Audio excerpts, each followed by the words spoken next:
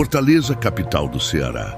Uma cidade marcada pela alegria do povo, pelo calor das praias e pelo ritmo intenso das ruas. Mas por trás desse cenário vibrante, existe uma realidade sombria que poucos ousam encarar de frente. Uma guerra silenciosa travada dentro dos becos, presídios e comunidades, onde facções criminosas impõem suas próprias leis e decidem quem vive e quem morre. No dia 2 de março de 2018, essa violência tomou uma forma tão brutal que deixou o país inteiro em choque. 3 mulheres, jovens, comuns, com histórias que poderiam ser de qualquer pessoa, desapareceram sem deixar rastros. Dias depois, seus corpos foram encontrados em um manguezal isolado, em estado de decomposição avançado, mutilados e sem piedade. A cena era digna de um pesadelo. O que aconteceu ali não foi apenas um assassinato, foi uma execução ritualizada, feita sob as ordens de uma facção que queria mandar um recado de sangue e terror. Mas o que levou essas 3 mulheres a aquele destino? Quem foram os responsáveis por tamanha crueldade? E o que esse caso revela sobre o poder e o alcance das facções criminosas no Nordeste brasileiro? Hoje, no História em Pedaços, você vai conhecer em detalhes um dos crimes mais cruéis já registrados no país. Um episódio que ficou conhecido como o caso do Mangue 937. Prepare-se, porque o que você vai ouvir agora não é ficção, é realidade. E ela é muito mais assustadora do que qualquer filme de terror. O início do Horror na Manhã, de 2 de março de 2018, um crime brutal e quase inimaginável aconteceu em Fortaleza. No Ceará, 3 mulheres, Nara Aline Mota de Lima, Darciel Anselmo de Alencar e Ingrid Teixeira Ferreira, foram sequestradas, levadas para um manguezal isolado e ali submetidas a um verdadeiro ritual de tortura. Os responsáveis pertenciam à facção Guardiões do Estado, conhecida pela sigla GDE, uma das mais temidas do Nordeste. Dias depois, quando os corpos foram encontrados, já estavam em avançado estado de decomposição, mutilados e espalhados pela lama. A identificação só foi possível graças a exames de DNA, e o laudo revelou algo ainda mais cruel.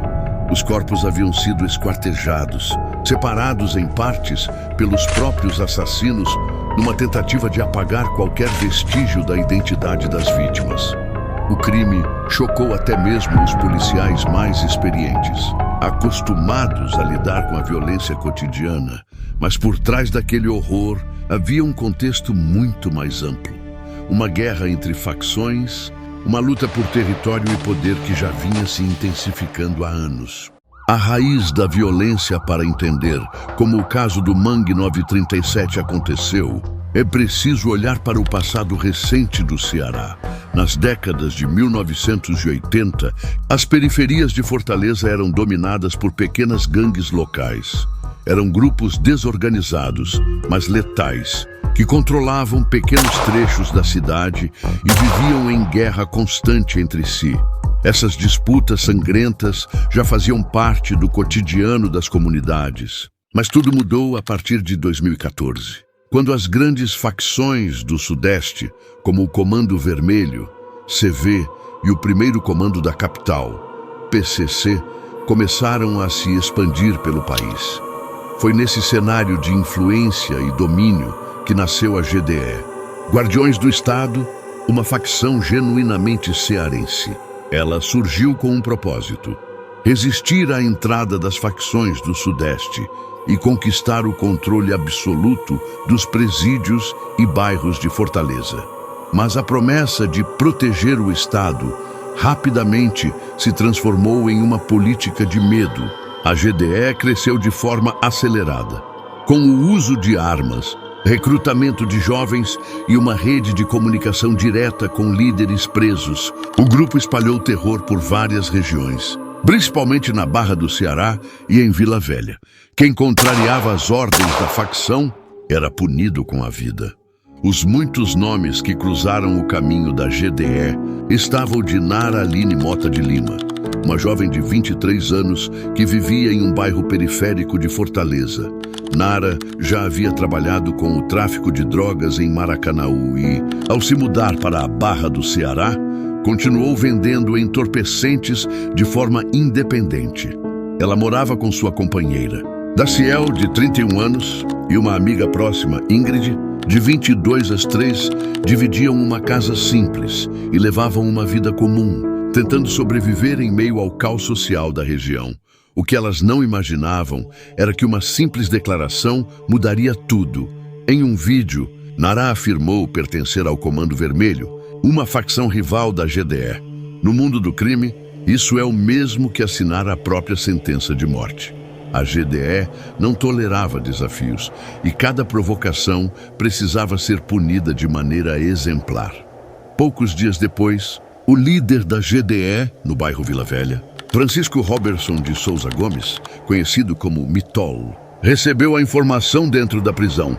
Sem hesitar, ele decretou a morte de Nara e exigiu que tudo fosse filmado para servir de exemplo a quem ousasse desafiar a facção. O julgamento da facção à ordem saiu da cadeia e foi repassada para o lado de fora. O responsável por executá-la era Jason Lopes Pires, conhecido como G, o braço direito de Mitol. Ele reuniu um grupo de comparsas, todos ligados à facção, e mandou que fossem até a casa onde as 3 mulheres moravam. Quando chegaram, não encontraram apenas Nara, mas também Daciel e Ingrid. Nenhuma delas escapou. Foram levadas à força até um manguezal, no bairro Vila Velha, um lugar isolado, sem testemunhas e conhecido pelos moradores como ponto de desova. Cercadas e sem qualquer chance de fuga, elas enfrentaram minutos de terror absoluto. As ordens eram claras. O crime deveria ser estilo Estado Islâmico, com extrema crueldade e registrado em vídeo. O facão usado estava sem fio, e talvez propositalmente. Em vez de cortar, ele rasgava, quebrava ossos e dilacerava a carne aos poucos. Uma a uma, diante da câmera, Nara foi obrigada a rasgar a camisa, ou seja, a gravar um vídeo declarando que deixava o Comando Vermelho. Ela chorou, implorou por sua vida, mas não houve piedade. Foi morta com um tiro no rosto. A queima-roupa Daciel e Ingrid, desesperadas, foram mortas logo depois, a golpes de facão. Após o massacre, os assassinos esquartejaram os corpos e os lançaram no mangue. Tudo foi filmado em uma gravação que mais tarde circularia nas redes e em sites obscuros, chocando o país. Para os criminosos, aquele vídeo era uma mensagem de poder. A descoberta dos corpos uma semana depois, em 9 de março de 2018, moradores denunciaram o mau cheiro vindo de um trecho do mangue. Quando as equipes chegaram, encontraram uma cena dantesca. Partes dos corpos estavam boiando nas águas do rio Ceará, outras misturadas à lama e aos galhos retorcidos. A perícia teve que recolher cada fragmento e enviar para exame de DNA. Somente assim foi possível confirmar. Os restos pertenciam a Nara. Daciel e Ingrid. 3 vidas ceifadas de forma cruel, vítimas da selvageria de uma facção que cresceu à sombra da impunidade. Um ano depois, em 2019, 5 homens foram levados a julgamento e condenados a um total de 335 anos de prisão, uma das maiores penas já aplicadas no Estado. Em 2020, o 6º envolvido foi capturado e em 2022, também condenado, somando mais 83 anos de reclusão. Entre os condenados estavam Mitol, o mandante do crime, G, o executor direto, e outros 4 comparsas: Bruno Araújo de Oliveira, Rogério Araújo de Freitas, Júlio César Clemente da Silva e Jonathan Lopes Duarte. A promotora Josiana França descreveu o caso em tom emocionado. Estou há 13 anos no júri e nunca vi nada igual. 2 delas foram mortas por decapitação. A Nara levou golpes que amputaram dedos, braços e pernas. O facão estava cego. Eles usaram como um machado. Essas palavras ecoaram pelo tribunal, deixando todos em silêncio. O caso do Mangue 937 não era apenas sobre 3 mortes, mas sobre o retrato da barbárie humana e o poder do medo que domina comunidades inteiras. O caso do Mangue 937 se tornou um símbolo da brutalidade das facções no Nordeste e de como a banalização da violência se tornou parte do cotidiano. Foi um crime que ultrapassou o limite da crueldade e mostrou, mais uma vez, o quanto a vida pode perder o valor quando a impunidade prevalece. Essas 3 mulheres, Nara, Darciel e Ingrid, não devem ser lembradas apenas como vítimas, mas como seres humanos que pagaram o preço por viver em uma sociedade onde o medo dita as regras. Que essa história sirva como um alerta, um chamado à reflexão e à necessidade de romper o silêncio diante da violência. Porque, quando deixamos de nos chocar com o horror, é o horror que vence. Essa história te impactou? Deixe seu like, se inscreva no canal e ative o sininho. Isso ajuda o projeto a continuar trazendo histórias reais, profundas e necessárias. Aqui, no História em Pedaços, a gente acredita que relembrar é a forma mais poderosa de não repetir os erros do passado. E esse foi mais um episódio. Obrigado por assistir e até o próximo vídeo.